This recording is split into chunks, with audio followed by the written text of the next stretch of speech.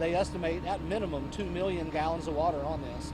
And, and we've been flowing water ever since that time as well. So even more than that now, when you figure that water is over 8 pounds for every gallon, that's a lot of weight in an already structurally compromised building, compromised by the fire itself, and now all the weight of the water and everything else.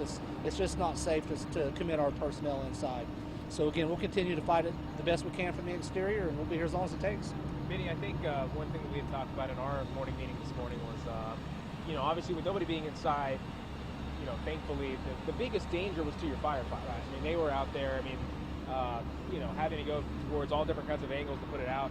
Just talk about again how challenging that is, and how fortunate is the firefighters able to stay safe. Yeah, you're absolutely right. Firefighters, each day when they come to work, they know that their job is inherently dangerous, and they also know that it's not always easy. It's not always under pristine conditions. So they're accustomed to that. They train for that very scenario. We're very fortunate in Oklahoma City to have the support from our community that we do. We have a lot of resources. We have a very well equipped, very well staffed fire department, very well trained fire department. And that's a testament to the community who supports us and makes sure that we have everything we need to be able to commit the type of resources that we do to something like this when it happens. Thankfully, something this big doesn't happen often. We respond to a handful of what we call multiple alarm fires per year. That's your 3 alarm fires, 4 alarm fires. Very seldom does it go as far as a 5 alarm fire. So this is a large incident, even by our standards.